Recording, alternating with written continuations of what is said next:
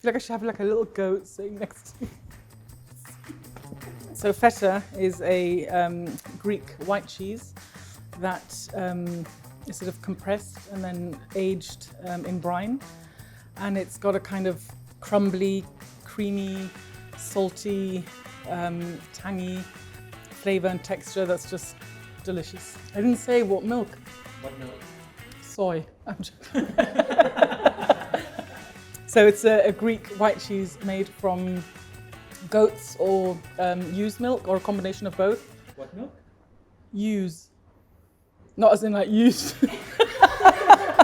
So you can use it crumbled on top of salads. So think of a Greek salad, for example. You can bake with it like I'm doing with my scones. You can sort of seed it, sort of crust it with seeds and pan fry it. But one of my favorite ways actually of having it is marinating it. You can just keep it in the fridge and then you can have it with pita bread, olives, meze, or just straight from the jar. I love it. Everything is better with feta. Barrel aged to perfection like me.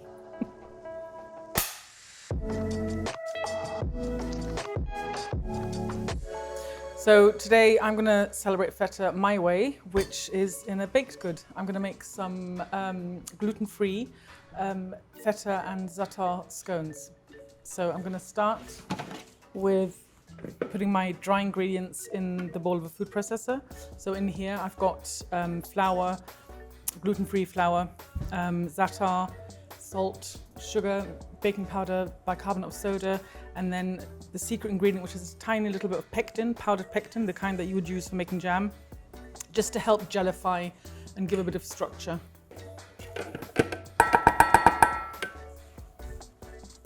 Okay, so I'm just going to pulse until everything is combined, like that. And then to this, I'm going to add cold, unsalted butter, which I've cut into about 2 centimeter cubes. Important that it's really, really cold. If it's too soft, then it will just blend right into the flour, which we don't want. We want to keep these kind of flaky. So that goes all in. And then a whole load of chives and za'atar and feta just go really, really nice together. A little tiny bit of lemon zest as well. Just to make everything nice and zesty and aromatic. And then top on, and I'm just going to pulse this until the butter is about sort of the size of small peas.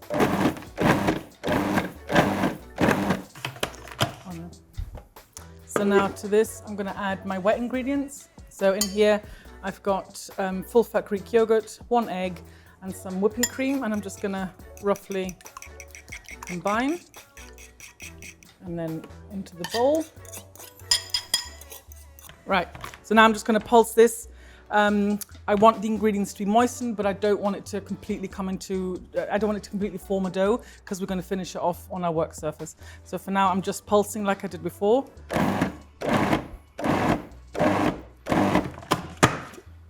Okay, so this is perfect for me. So it's almost come together. There's still some dry bits. I can still see a couple of chunks of butter, and that's totally fine. That's what you want. And I'm now going to tip it onto my work surface and finish off by hand. So I'm just going to lightly flour, again using this gluten-free flour blend. And then I'm just going to literally empty this out. Careful of the blade. If you're not used to working with gluten-free flours, it does feel quite different. So it feels quite sort of sticky at this point.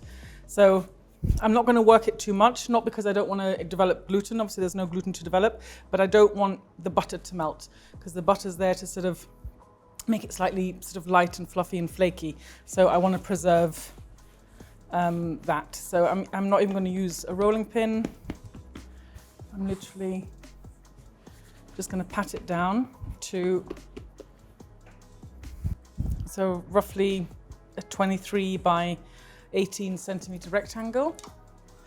And then I'm going to crumble the feta directly onto here. The reason I'm doing this is because I didn't put the feta in with a food processor, because I don't want it to disappear into the dough. I want to see big chunks of it. So I'm just literally and messily piling it on here. I'm sort of pressing it into the dough. And then I'm going to do the same with the grated cheddar. So this is mature cheddar.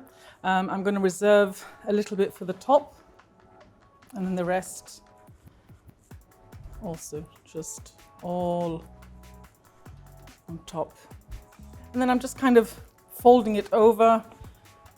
If you have a bench scraper, I recommend using it because it just kind of helps you to pull everything, pull everything together. And then, as you can see, I've hardly worked this at all. So you can still see there's big chunks of feta. So now I'm just sort of compressing the dough. Okay, so I'm happy with this. This is about 18 centimeter round circle. It's about 2.5 centimeters tall. So I'm going to cut these into rounds. So I'm going to use a plain 6 centimeter in diameter cutter. And I'm going to keep dipping it into this flour to stop it from sticking. And then I've got this is a small 18 centimeter square cake tin. You could use a similar size round cake tin or Pyrex dish. As long as it's not 1 or 2 centimeters bigger is fine, but try and find something that's fairly small. Because these don't have any gluten, they're relying on each other for support, basically. They'll be sitting really snug inside the tin to sort of keep them together. So I'm going to try and get 9.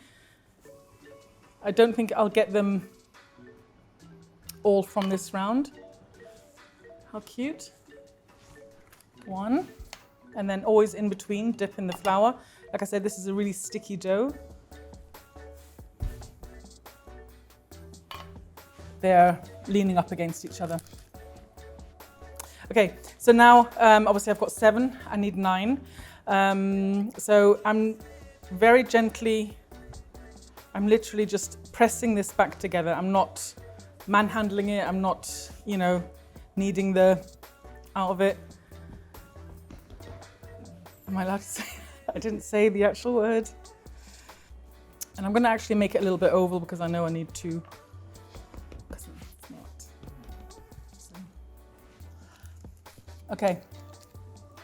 Okay, so I'm just going to put these in the fridge for 20 minutes to half an hour, just so that the butter can firm up again, so that when it hits the heat of the oven, that butter will sort of create pockets of steam and make this really nice and flaky and delicious. Okay, so these have chilled for about 20 minutes. I'm now going to brush the tops with some extra whipping cream. Brush, not pour.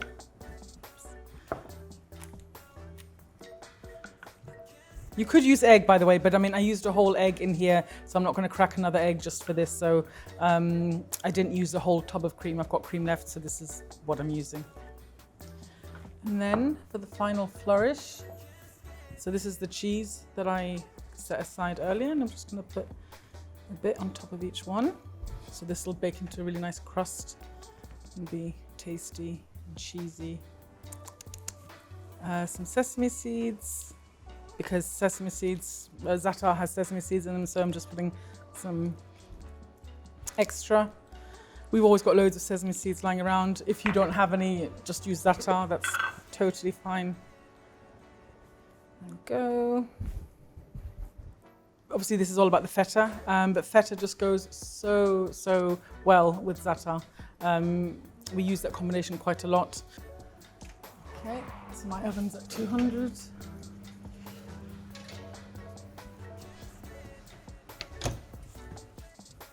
So they're in at 200 degrees. I'm going to bake them for 15 minutes, after which time I'm going to rotate the tin just to make it brown evenly, and give them probably another 10 minutes, we'll see, until they're golden, puffed and delicious.